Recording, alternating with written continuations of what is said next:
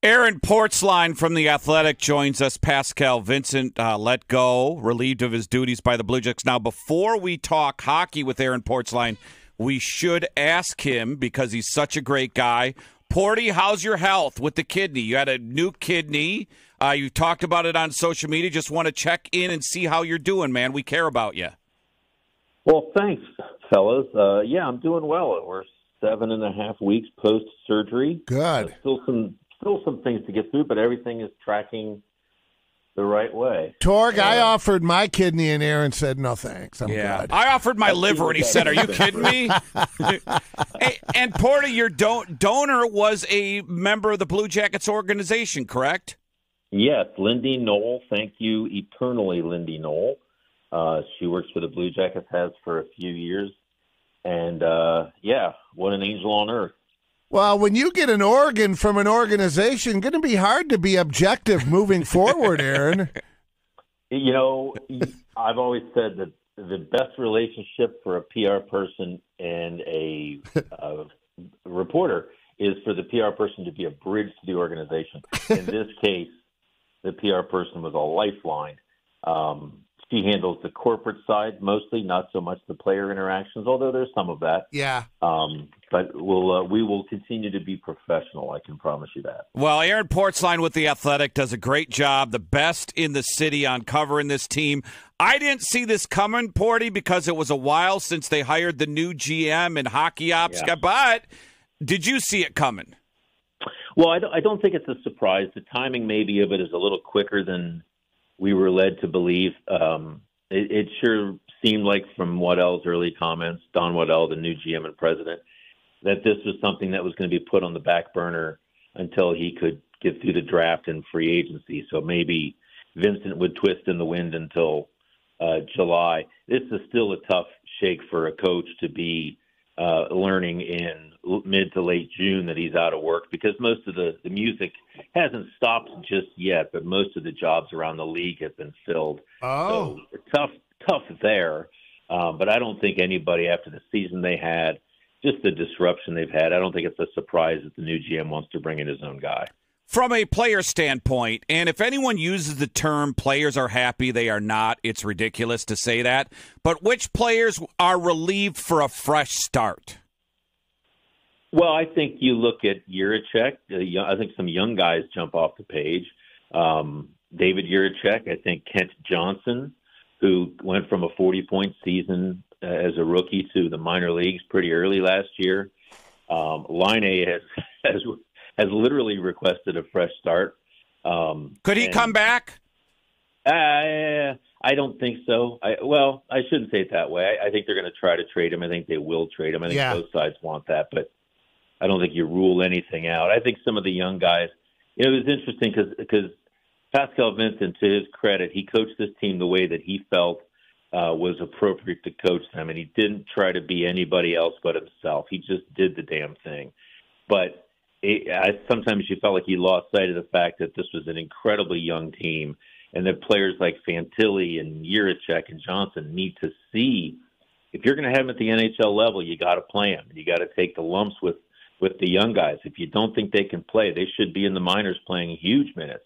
And there was just sort of a mixed message a lot of the ways with some veteran players and some depth guys getting huge minutes and the young potential not really playing much. You know, that's what I mentioned the start of the show, that he kind of coached it his way, and you kind of got to adjust your style with the young team. Just my opinion, Porty, young guys are going to make mistakes. And I judge young players how they rebound. Let's say they're slumping 3 or 4 games. Well, how's that young guy going to react to that slump? I look at Adam Fantilli. They're playing Edmonton. He's playing wing against Connor McDavid. No, that's my franchise. I want to see how he reacts. And I think, to me, just my opinion, that was a big reason why he wasn't a good fit from the standpoint you're a young team. You got to see how the young guys are going to perform. Yeah, if you're going to commit to the young players, you have to commit to the young players. And again, if it's too rich for them in the NHL, then put them in the minors and let them play as they're going to play. I don't like the fact, I agree with you, completely wrote it for today's site. Now you've gone an entire rookie season for Fantilli where he doesn't really know what it's like to check the best player in the league. David Jiricek doesn't know what kind of gap he needs to keep against Connor McDavid. That's a huge first test for any defenseman. Now he's gone an entire season without seeing that. So the next time he sees it, it'll be the first time. That's what last year should have been. And power play, Porty. They struggled on the power play. That dude needs to be on the point. Well, Torg Elliott have struggled on the power play since a guy named Sam Gagner played in Columbus. Yeah. I mean, it's been unbelievably bad. I agree with you. I want to see Jiricek up there. I want to see a big shot on the back end. I think Werenski had a really good year. His is more of a wrister, a sneaky wrister. I like at least on the second unit to see Jiricek with the big bomb back there letting her rip. Torg made a good point. Aaron Portzline with The Athletic is with us this morning. Going back to your musical chairs analogy, Torg made a good point earlier. We were talking about the head coach up in Cleveland. Young guy, well-respected, great energy. Oh, they play for him. But highly unlikely that the organization would go for yet the third straight first-time coach, right? Yeah, I think that's probably fair to say. I think the bigger issue with Vogelhuber is he's just so young and so green at this. Now, he is a really, really bright candidate. That might be a match, though. I wrote for Sunday that he is going to start getting NHL interviews, maybe not for head coaching positions just yet, but for assistant jobs, absolutely. I would be a strong proponent, even if he doesn't get the NHL job, which, as you said, and I agree, is unlikely at this juncture. I could really see him coming on board as an assistant in the NHL, if not this season, very, very soon. Or they're going to lose him like they did Jared Bednar, who's now in Colorado having a great career. Hey, Porty, who's the guy? Because I had a listener ask me last night, well, they're going to go experience. And I'm kind of thinking to myself, well, the experienced guy wants to win. And sometimes the experienced guy doesn't play the young guys because he wants to. Is there an experienced guy out there who's been in the NHL who is kind of like, I get it?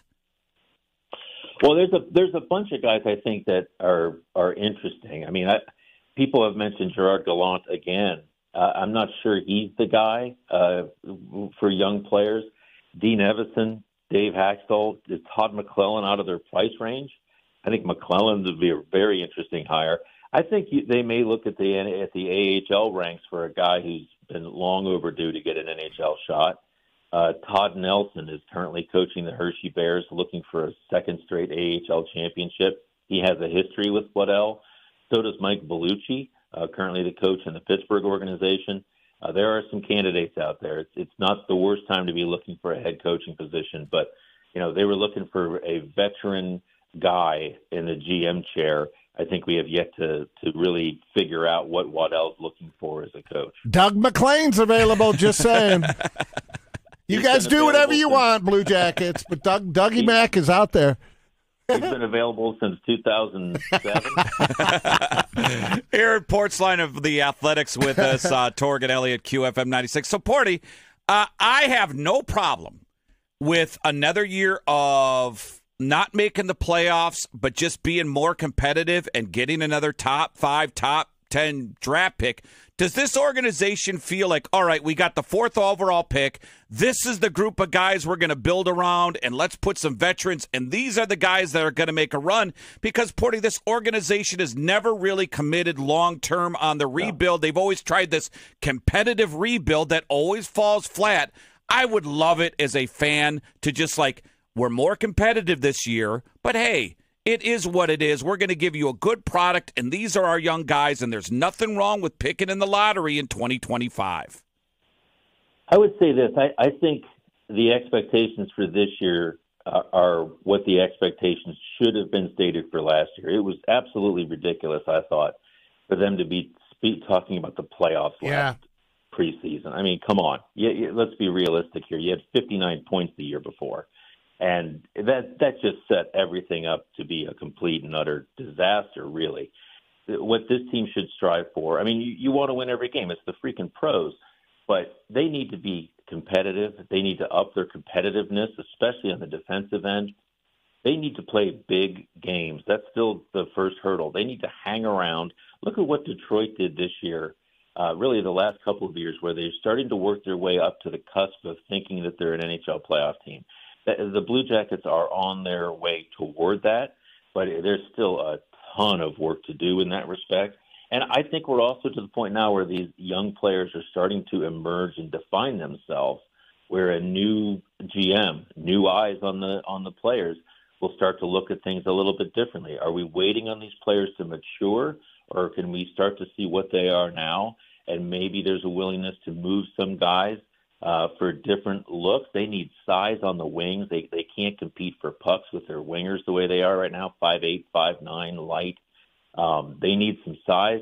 What's done in that regard, and is Waddell willing to move some young guys where maybe Jarmo Kekalainen would not have been? Hey, Aaron, we kind of have made a regular out of Erik Gudbranson. What is your take on him when you run across? He's a big rock fan. He comes in studio. He spends 90 minutes with us some mornings. What a guy he is. What a leader, man.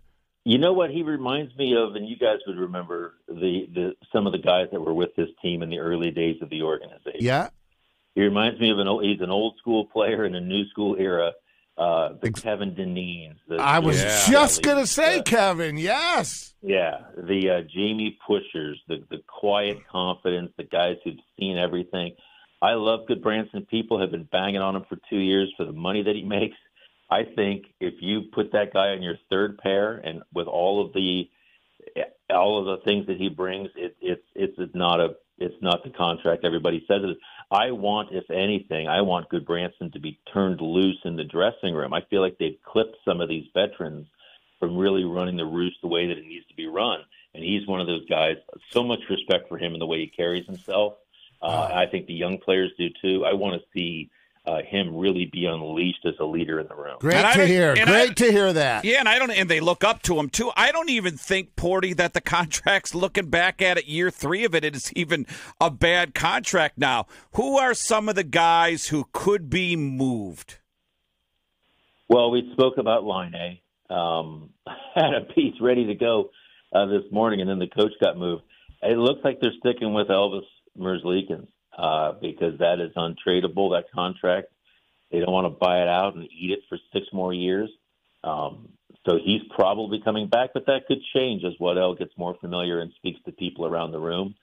I'm not sure that Waddell doesn't get a little crazy with some of the veterans. Maybe Sean Corrali with the depth that this team is starting to put together. But I think those moves are probably going to wait till later in the season. I think he wants to see what he has on the ice with some of these young players. What happens with Jake Bean, who's a restricted free agent defenseman? I don't think he gets a qualifying offer. I think he moves on. I think they want to create a space for Denton Matejchuk, the young guy who's had an incredible years last year in junior. But I have to say this, too, like Waddell's made it pretty clear that he is not a fan of rushing players to the NHL. And so Juracek could very well still spend another season in the minors. So could Matejchuk, whereas under previous management, those guys would have gone right to the league. Interesting stuff, man. Yeah, you're going to have a busy day today. You're going to be everywhere, aren't you? Yeah, I've got a list here just because I'm getting old and I forget stuff. But it's pretty backed up, but it's good. How many Canadian radio shows today?